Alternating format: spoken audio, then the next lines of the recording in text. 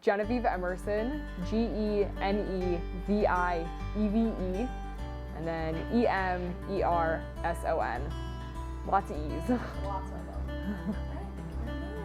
Yeah, so asexuality at its core is you're not sexually attracted to people. For me, it's a little bit weird because I love dating. I enjoy romance. I enjoy relationships. It's hard, especially in the beginning, because there's such a stigma around hookup culture now and how people find other people by hooking up most of the time. So it's a little bit weird when that's kind of the vibe of the culture, and it's not something that I'm into and that I'm necessarily attracted to. So when did you first realize you were asexual? Really kind of started coming to terms and accepting it when I was a senior in high school, kind of right before my senior year. I was just kind of figuring a lot of things out about myself at the time, and I knew that I wasn't 100% straight since about freshman year of high school, because I wasn't into guys as much as my other girlfriends were. It just kind of got me thinking, I'm not really thinking the same way as my peers. And then the more I started evaluating it and the more I started trying labels out, I found that the one that works best to describe where I am at the moment is asexuality. Have you told your family yet? And if so, what were their reactions? Yeah, they were really confused. They weren't really sure what it was. And it makes sense. Asexuality is not a term that you hear as often as somebody who's a lesbian or somebody who's gay. So I think my parents really were faced with kind of oh, okay, of course we accept her. Are we entirely sure what we're accepting her for? No, but they're great. And I think in a way my dad's glad that I won't get pregnant, but it's not really anything he has to worry about right now. My sister's been along with me from the beginning. She knew basically as soon as I knew. As a straight woman, have you ever felt pressured sexually by a man or anyone? It's less pressured in the way that we typically think of when it comes to sexual assault. It's more along the lines of I feel my inherent value as a woman in this society is through my body. And when that's not really something that you can offer to the extent that other people can, it's a bit daunting, going out into the dating world like that. Always the thought in the back of your mind, yeah, you're super cool and all, but there's that girl over there, and she's the full package. So there is a lot of self-doubt involved. And when you say the full package, do you mean she's willing to put out that she's willing to have sex? Yeah, she doesn't have to fake it.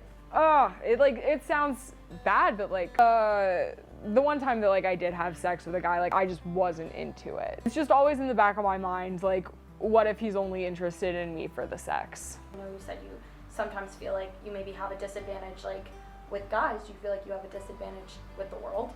Not really, no. The worst off I am is having to explain oh, this is what asexuality is. This is what it means for me. So I'm by no means largely discriminated against. I never have been. And I'm essentially straight passing. So there's a chance that I'll never get discriminated against. Thank goodness. There are a lot of insensitive comments that I get, primarily from guys. Most of the time it is well-meaning. When it comes from friends, it's absolutely well-meaning. But when it comes from a guy that you just told him that you don't want to sleep with him because you're asexual, then you just get the response oh, you just haven't tried it yet. I can change your mind. You haven't slept with me yet. That's happened on multiple occasions to me. What does your ideal relationship look like? Somebody just that I feel supported and loved by. I largely base a lot of my relationships off of my parents' relationship. They're just really affectionate with each other, but in really sweet little ways that shows where they care a lot about each other. And I think I want a relationship that's like that, where there are different ways of just showing that you care, and like I just want to feel loved and supported. Do you think it's more difficult to like find a relationship or be in a relationship because of your sexual orientation? I think a lot of the problems that I face are mentally induced. I face a lot of mental blocks surrounding everything, with just the fact that, oh, you're different. I really shouldn't. Like, I mean, I'm still interested in dating. I can still be in relationships. Has anybody ever told you that what you're experiencing like isn't real, and then eventually like you're gonna want to have sex? Yeah. Oh yeah. Like I have people telling me that like I'll grow out of it all the time. How do you respond to those people? I block them because most of the time they're not brave enough to say it to my face. So it's just like a quick little block. Could you talk about your comfort levels when it comes to sexual intimacy? Like I will jump into things so fast because I am a people pleaser. I am absolutely a people pleaser. I think that if I'm comfortable enough with somebody, like absolutely, 100%. Like I'm not saying that anything's off the table, but what draws me to people isn't how sexually attracted I am to them. Like what draws me to them is their personality and their attitude and just those kinds of things. Do you ever feel like excluded from social conversations about sex with friends or family? Not really. It's kind of like a fake it till you make it vibe that I operate under most of the time.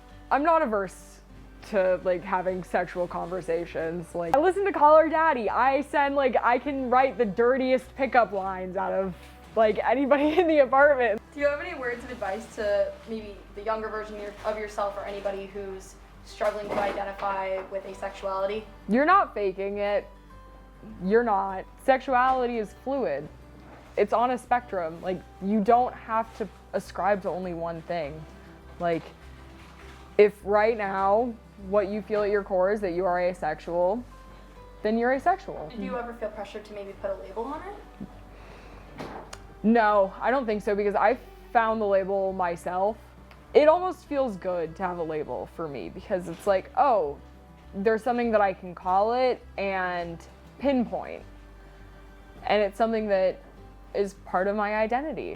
And it might not be the largest part of my identity that exists, but it's still a part of my identity. You love yourself. I'm working on it. Every day, a little bit more.